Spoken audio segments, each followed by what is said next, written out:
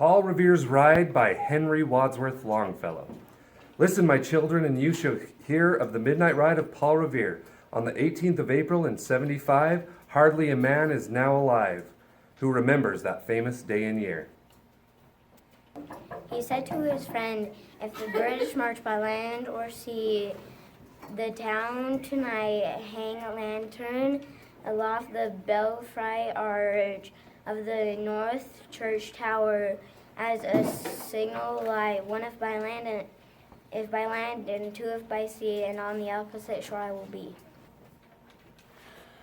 Ready your ride and spread the alarm through every Middlesex village and farm for the country folk to be up into arm. Then he said good night, and with a muffled oar silently rowed to Charleston's shore. Just as the moon was over the bay, were swinging wide at their morning lays, the sonorous British man-of-war, a phantom ship with each massive spar, across the moon like a prison bar, a huge black hulk that was magnified by its own reflection in the tap. Meanwhile, his friend through alley and street wanders and watches with eager ears, till in the silence around him he hears the muster of men at the barrack door, the sound of alarm and the tramp of feet. And the measured tread of the diner, marching down to their boats on the shore. Then he climbed the tower, the old North Church, by the wooden stairs with stealthy tread to the belfry chamber overhead. And startled the pigeons from their perch on the somber rafters that around him made masses of moving shapes of shades by the trembling ladder steep and tall to the highest window in the wall. When he stopped to listen and looked down a moment on the roofs of the town, and the moonlight flowing over all, beneath the churchyard lay the dead, and in the night encampment on the hill, wrapped in silence was deep and still. That he could hear like a sentinel's tread, the watchful night wind as it went, creeping along from tent to tent and seeming to whisper all is well. A moment he only feels the spell. Of the place of the hour, the secret dread of the lonely belfry and the dead, for suddenly all his thoughts are bent, for a shadowy something far away where the rive rides to meet the bay.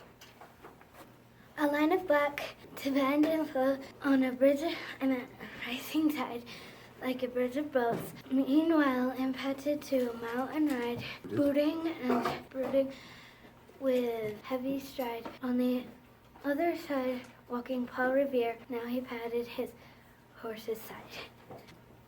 Now gazed on the landscape far and near, then emphasis stamped on earth and turned and tightened his saddle girth, but mostly watched with eager search the belfry tower of the old North Church. As it rose above the grave on the hill, a lonely spectrum and somber until runners look on weakly. A glimmer of then a gleam of light. He sprang to the saddle, the bride he turned, but lingers and grays until feels a sight. Second lamps burn faithfully. A hurry of hooves, a shape in the village, a shape in the moonlight, a bulk in the dark, and beneath the pillars in path a spark, struck by flying fearless and fleet. That was all, and yet through the gloom and the light. And the fate of the nation was riding that night, and the spark struck out, and by the steed to his flight. Kindled the land in the flame with his heat, and beneath he has left his village and boarded the deep. And beneath him tranquil and broad and deep. Is the mystic meeting the ocean tides, and under the alders that skirt its edge, now soft on the sound, now loud on the ledge, is heard the tramp of his steed he rides. It was 12 by the village clock when he crossed the bridge into Medford town. He heard the crowing of the cock and the barking of the farmer's dog, and felt the damp of the river fog that rises when the sun goes down. It was 1 by the village clock when he galloped into Lexington. He saw the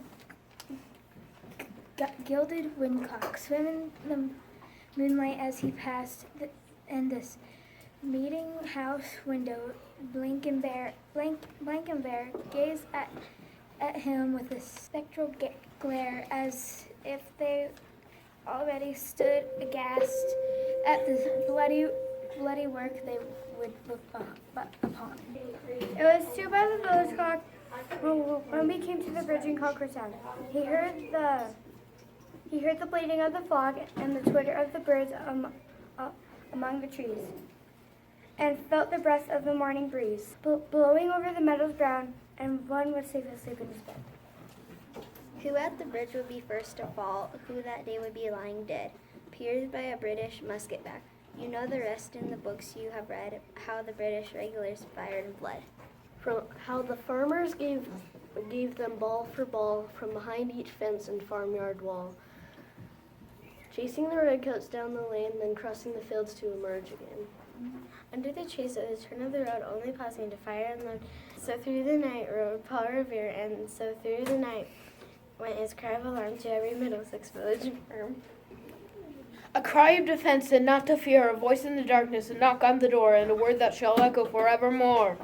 For borne on the night wind of the past, through all our history to the last. In the hour of darkness and peril and need, the people awaken and listen and hear the hurrying hoof beats of that steed and the midnight message of Paul Revere.